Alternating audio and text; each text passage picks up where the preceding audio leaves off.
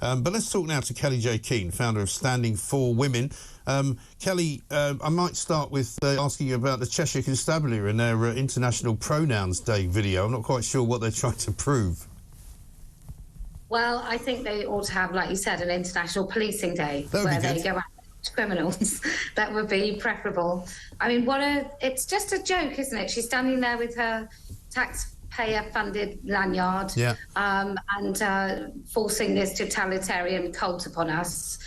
Most people, I think, you know, pronouns, when somebody says, here are my pronouns, I think for me that is a clear indication that is perhaps the last sentence I want to hear them say. It's a kind of, okay, see you later then. Yeah, bye-bye. You know, nice to see you.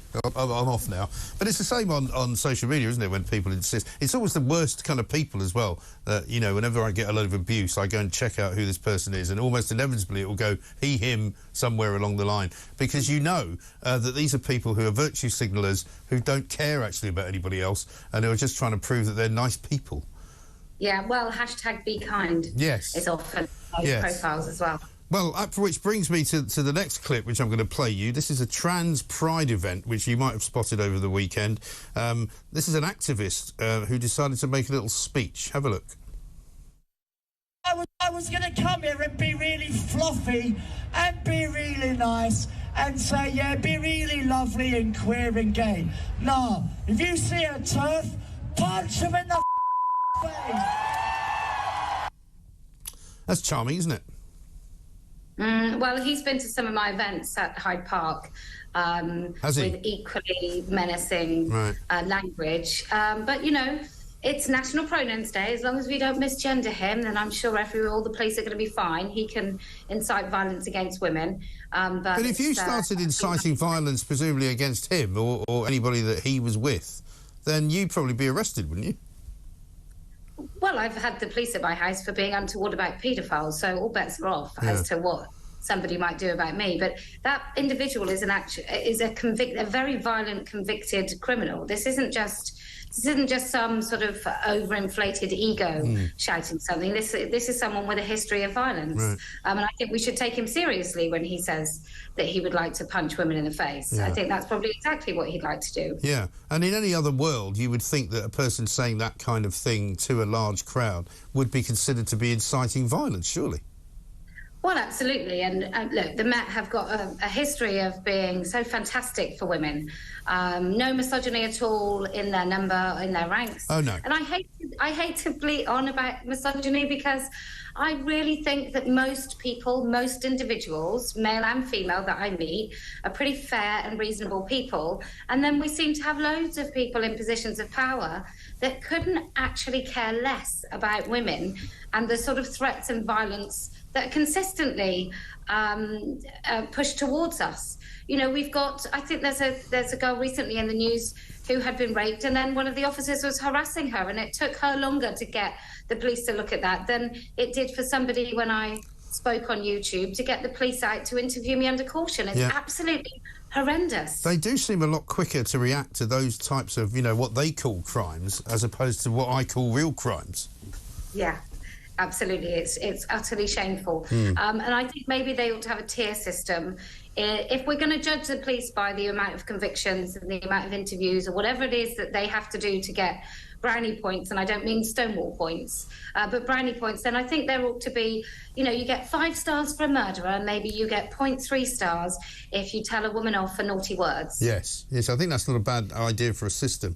But I guess it's not helped by, you know, what you might regard as sort of relatively straightforward organisations and mainstream organisations changing the lexicon, changing the wording of things. We've got one today, Joe's Cervical Cancer Trust, I don't know if you've seen this one, where they've defended their publication of a glossary that included the term bonus hole as an alternative to vagina.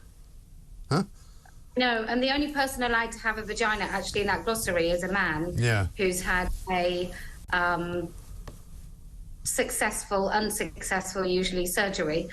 So a man's allowed to have a vagina, but women aren't. We're allowed to have something vile like front or bonus hole. I mean, you know, take your pick. That's horrendous, isn't it? I mean, what are you supposed to be teaching children about sex education if this is what they're being taught?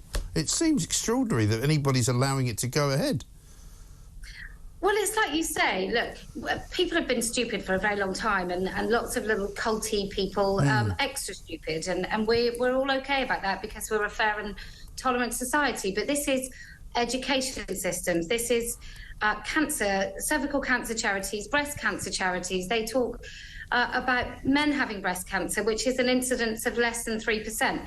I'm not saying that we shouldn't also ensure that men do check themselves for different sorts of cancers, but there's all this focus away from women, it seems. Testicular cancer, for example, uses the word man a lot, and rightly so. Yeah. But when it comes to cervical cancer, I mean, in Canada, they had a page for so-called trans women so they could look at their symptoms of cervical cancer. Well, I mean, I've seen a doctor on the BBC referring to people with prostates. And I was like, do you think you mean men? Is that men you're talking about? I just think, like, all the virtue in all the world, what you basically do when you talk like that is and these will be people that are totally pro-immigration, which is absolutely fine by me, but those immigrants that come into this country that speak English as a second language are not going to know that they're a person with a prostate, but they will know they're a man. Yeah, I mean, and interestingly enough, I mean, a lot of those people for whom the bleeding heart sort of lefties love to come into the country don't actually share their belief system either. Most of them would not be very happy to be told, actually, that if you're a man, you might be a woman, or there's a woman over there might have a penis. You know, they wouldn't be buying any of that. Well, that is that's a very good argument for more immigration then, as far as I'm concerned. Yes. Have you got any words of congratulation for Miss Netherlands? There's a new Miss Netherlands in town, but who happens to be a trans woman who will now compete for Miss Universe. Well, I've seen him, and I think we all know that he was selected because he's a man and not because he was the most beautiful person standing up on that stage. But let them men have it. You know, I'm quite happy that beauty pageants disappear and men take it all along with other sort of objectifying. So you can't have a bikini round, but you can be a bloke.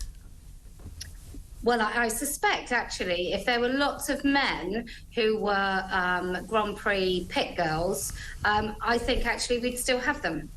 So maybe they should go and co-opt that.